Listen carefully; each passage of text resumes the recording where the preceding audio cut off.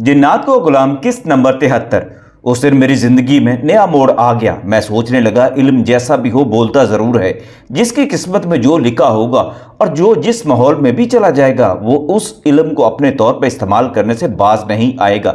सिर्फ इंसान ही नहीं, जिन्नात भी अपनी ख्वाहिशात के असीर होते हैं और कभी इस पर समझौता नहीं करते। शाहिद भाई, आप तो बहुत अच्छी तरह जानते हैं कि जिन्नात ऐसी मखलूक में नफरत, गुस्सा और इंतकाम बहुत ज़्यादा होता है। उसका ब्लड प्रेशर हर वक्त हाई रहता है। किसी जिन को हाथ लगाकर देख लो, उसका बदन तप रहा होता है। जबकि हम इंसानों के जिस्मों में ज़रा सी हरारत आ जाए तो तप चढ़ जाती है और दिमाग उलट जाता है। जिन्नात का दिमाग इस गुस्सा से खोलता रहता है। अल्लाह ने उसको बनाया ही ऐसा है कि उसका दिमाग बहुत गर्म हो जाए तो वो उस वक्त कुव्वत को बर्दाश्त करता है, लेकिन इंसान का दिमाग तप जाए तो उलट जाता है। मैंने हाफिज अब्दुल्ला को भी देखा, उसके मंगेतर को भी देखा। अजीब सी मखलूक है जिसमें मोहब्बत का जुनून नफरत से पैदा होता है। इस कदर बेकरार जिन्स है कि अल्लाह माफ़ करे। हम इंसानों को बाहमी जज्बों के इजहार में गर्क होते देखकर शर्म से दोहरे हो जाते हैं, लेकिन जिन्नात का जज्बा मोहब्बत तो आतिश नार जैसा है, जो भड़कता है तो बुझता है। मैं अगर अपनी ज़िंदगी के इन्हीं वाक़यात को बयान करता रह गया तो कई दिन और रातें यूं ही गुजर जाएंगी। मैं तो ऐसी कहानी का तिलिस्मी किरदार बन गया था जिसके साथ रोज़ाना कुछ न कुछ होता था। अब मैं आपको ज़िंदगी में आने वाले उस मोड़ और तब्दीली के मरहले से रूशनास कराता हूँ कि मैं मैच्योर होकर गुमराह कैसे हो गया और फिर मैंने क्या कुछ हराम कारियाँ की। हाफिज़ अब्दुल्ला से मेरी दोस्ती बहुत आगे चली गई थी। मैंने उसे कई अमल सिखा दिए जो पहले उसे छुपा कर रखना चाहता था, लेकिन जब वो खुद मेरे साथ खुली किताब की तरह पेश आने लगा, मेरा साया बन गया, तो मैं उसके साथ कंजूसी और बेमरावती नहीं कर सकता था। कई महीनों बाद जबकि मैंने भी उससे काफ़ी राज की बातें और अमल सीख लिए थे और कुरान पाक के 10 पारे भी हिफ्ज़ कर लिए थे, तो एक दिन मेरी ज़िंदगी में उसी गुड़िया जैसी लड़की ने हैरानकुन तब्दीली पैदा कर दी। हाफिज़ साहब जो मेरे उस्ताद थे और रूहानी अलूम में ताबदार अलूम रखते थे, उनकी बेटी से मुझे मोहब्बत हो गई। मुझसे छोटी थी लेकिन वो मेरा बहुत ख्याल रखती थी। हम दोनों ही अभी नाबालग थे, लेकिन जज्बा बालगाना था। इंतहाई सलीकामंद और ज़हीन थी। उसका नाम भी ज़ुलेखा था। हाफिज़ अब्दुल्ला ने उसको अपनी बहन बनाया हुआ था और उससे बड़ा बेतकल्लुफ़ था।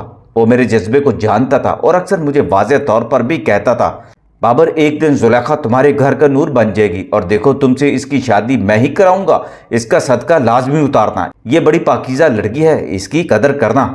ये बात हाफिज़ साहब ने महसूस कर ली थी। उन्होंने मेरी माँ को अपनी बहन बोला हुआ था, इसलिए उन्होंने खुद ही उससे कह दिया था कि जब बाबर हुसैन पढ़ लिख जाए तो उनकी ज़ुलेखा से इसका ब्याह कर दिया जाए।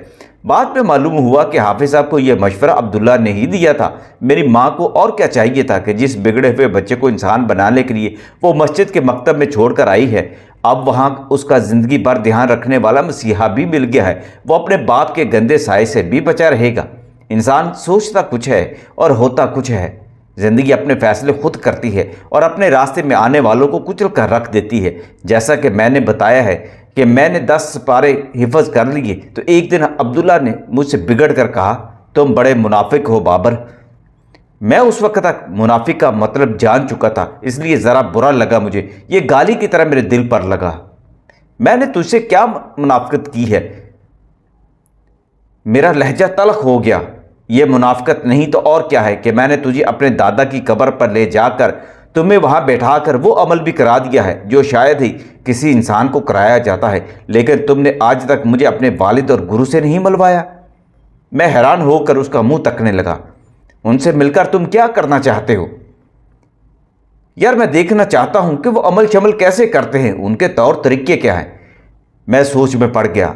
दिमाग कहीं गहराई में तहतुल शऊर में कोई गंदा कीड़ा हल्के से रेंगता हुआ महसूस होने लगा जैसे कोई भूली हुई बात याद कराने के लिए मेरी यादों को डंग मार रहा है और मेरी यादों को उछालना चाहता है। मैंने उसकी जानिब देखा और कहा, मैं तो इन लोगों को जैसे भूल ही गया था। अब्दुल्ला, मेरी माँ क्या चाहती है और मैं क्या था, ये तुमसे छुपा हुआ नहीं है। मेरा दिल भी अपने बाप को मिलने को तरसता है, लेकिन अब तक कोई एक ऐसा एहसास मुझ पर गालिब रहा है कि मैं उन्हें दूसरे ही लम्हे भूल जाता हूँ।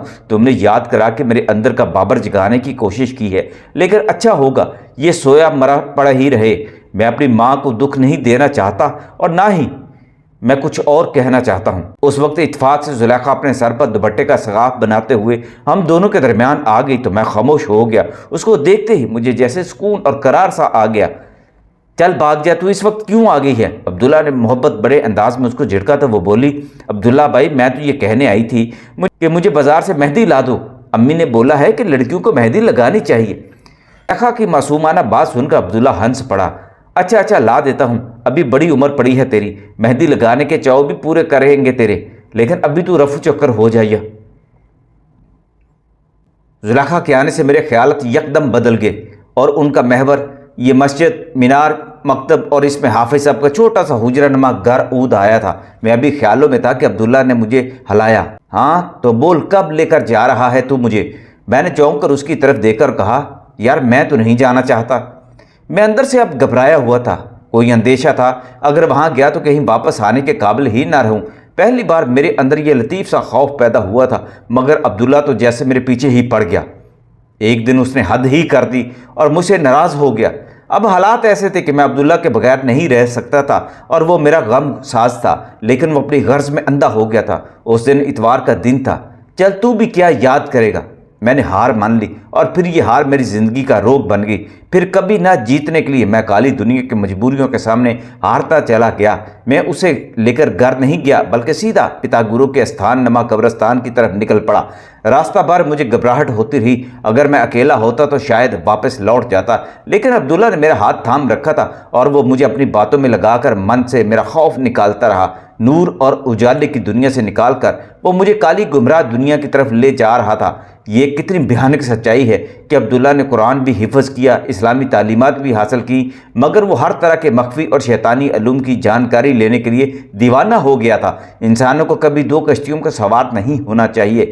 اس کی دیوانگی نے ہی مجھے پھر دیوانہ اور ببر بنا دیا تھا۔ اس وقت اتفاق سے پتا گرو اپنی کٹھیا میں موجود تھا۔ مجھے دیکھتے ہی اس نے جیسے چنگاڑ سی ماری تھی، وہ ہڑبڑا کر اٹھا اور مجھے اپنے سینے سے لگا کر چیخ چیخ کر رونے لگا اور بار بار کہے جاتا، او میری دیوی ماتا، آج میں تجھ سے کچھ اور بھی مانگتا تو مجھے وہ بھی سویکار کر دیتی۔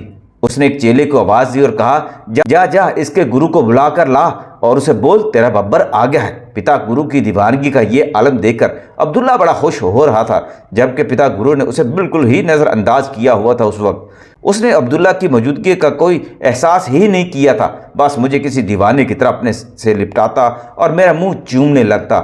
سچ تو یہ ہے اس کے گلے لگ کر مجھے انتہائی بدبودار سی ہمک آنے لگی تھی۔ تو اتنے دنوں سے کہاں تھا بال کے، کہاں چلا گیا تھا تو؟ تیرا گنگو تیرے غم میں پاگل ہوا جا رہا ہے، تیرے بنا وہ ایک پل بھی چین نہیں لیتا، کسی گھڑی وہ سو نہیں پاتا، ہر سمے تیرا نام جپتا رہتا ہے اور کئی بار گیا ہے تجھے بلانے، لیکن تیری مسجد کی دیواروں سے سر ٹکرا کر واپس آ جاتا رہا ہے۔ تو اس کو دیکھے گا تو پہچان نہ سکے گا، تیرے غم نے اس کا ناس کر دیا ہے۔ پتا گرو میرا چہرہ اپنے غلیظ بوڑھے ہاتھوں میں تھامے اس بیچارے بوڑھے کی طرح رو رہا تھا جس کی کمائی اس کی آخری عمر میں لٹ جاتی ہے۔ میں خاموش تھا، بالکل خاموش، بس اس کو تکے جا رہا تھا۔ اس دوران ہی میرا باپ، میرا گرو ہانپتا کامتا دوڑتا ہوا آیا۔ اس نے ہاتھوں میں انسانی ہڈیوں کا پنجہ پکڑا ہوا تھا۔ مجھے دیکھ کر وہ دور ہی سے چلایا، او میرا ببر آ گیا، میرا ببر آ گیا، اب مجھے کچھ نہیں چاہیے۔ اسے دیکھتے ہی میرا دل مچلا اور میں آگے بڑھ کر اس کے سینے سے لگ گیا۔ آخر وہ میرا باپ تھا۔ باپ جیسا بھی ہو، اولاد جب چھوٹی ہوتی ہے تو دنیا کی سب سے قیمتی چیز اور سہارا اس کا باپ ہی ہوتا ہے۔ اس کے گلے سے لگ کر میں رو دیا، وہ بھی رونے لگا تھا۔ اس نے مجھے اپنے ساتھ بھینچ لیا اور اپنے سینے میں سموتا رہا۔ مجھے اس کے بدبودار کپڑوں سے کوئی کراہت نہ ہوئی۔ باپ کی اپنی مہک زیادہ زوردار ہوتی ہے۔ وہ اپنے لختے جگر کو سینے کے کواڑ کھول کر اپنے دل کی گود میں لے کر ٹھنڈک پہنچانا چاہتا تھا۔ یوں ہی باپ بیٹا کافی دیر تک ایک دوسرے کے گلے لگ کر ہم روتے رہے اور جب بڑھاس نکل گئی تو گرو نے پوچھا، یہ جوان کون ہے؟ میں نے حافظ عبداللہ کا تعارف کروایا اور صاف گوئی سے بتا دیا، یہی مجھے لایا ہے، آپ سے ملنا چاہتا تھا۔ یہ سنتے ہی گرو نے اس کا ہاتھ پکڑ کر اسے گلے لگانا چاہا تو وہ یکایک پیچھے ہٹ گیا۔ گرو نے سمجھے ڈر گیا ہے۔ نہ بجے ڈرتے کیوں ہوں، ہم کوئی بالائیں تھوڑی ہیں، تو نے میرے ساتھ بڑی نیکی کی ہے کہ میرے ببر کو ملانے لے آیا ہے، میں تیرا احسان کبھی نہ بھول پاؤں گا۔ اس میں شکریہ والی کون سی بات ہے؟ جس کا خمیر ہو اس سے ناتا نہیں توڑنا چاہیے۔ حافظ عبداللہ نے میرے والد سے کہا، آپ جیسے ज्ञानी کا बेटा खुद भी बड़ा ज्ञानी है, इसलिए ही इसको मैं आपके पास लाया हूँ कि आपसे मिलकर मैं भी कुछ ज्ञान सीख लूँ. आप समझ लें, इसमें मेरा भी लालच शामिल है. क्या बाप बेटे को मिलाकर मैं भी को फ़ायदा उठा लूँ. उसकी बात सुनकर पिता गुरु ने उसके सर पर हाथ रखा. तू बड़ा सियाना है जवान. बब्बर हमारी जान है और तूने हमें फिर से जिंदा कर दिया है. हम तेरी ख्वाहिश पूरी करेंगे और जो ज्ञान बोलेगा तुझे सिखा देंगे. हाँ हाँ क्यों नहीं. गुरु ने मेरे हाथ जोर से दबाए और पास खड़े सेवक से कहा, जा मेरे बब्बर और इसके यार के लिए शरबत ले आ. शरबत रहने दे, अभी ना हमें वापस जाना है. उस्ताद साहब को पता चला कि मैं बाबर हुसैन को लेकर इधर आया हूं तो वो नाराज हो जाएंगे.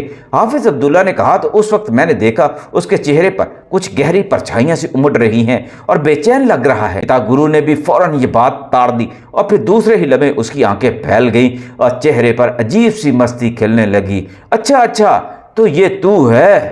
पिता गुरु ने हाफिज अब्दुल्ला को पहचान लिया था कि ये इंसान नहीं बल्कि जिन है. तू घबरा नहीं, हम तेरे लिए मुसीबत नहीं पैदा करेंगे. मैं देख रहा हूँ कि तुझे कुछ परछाइयाँ काटने को आ रही हैं. वो पसंद नहीं करती कि तू इधर और समय ठहरे. हाँ, अगर तू रुकना चाहेगा तो ये तेरा कुछ ना बिगाड़ पाएंगी. आखिर तू पिता गुरु के स्थान पर खड़ा है. अगर तू जाना चाहे तो वादा करके फिर आएगा. जब तू हमारे बब्बर को लेकर आएगा तो मैं तुम्हें एक मंत्र सिखा दूंगा कि फिर ये परछाइयाँ तुझे जिंदगी भर तंग ना कर पाएंगी. ये सुनते ही हाफिज अब्दुल्ला तो जैसे उछल पड़ा. वाकई आप मुझे मंत्र सिखा देंगे? बब्बर की सौगंध है, तुझे सिखा दूंगा और कोई तेरा निशान भी ना पा सकेगा. पिता गुरु ने पूरे यकीन और घमंड के साथ कहा तो हाफिज अब्दुल्ला के चेहरे पर खुशियां उमड़ आईं.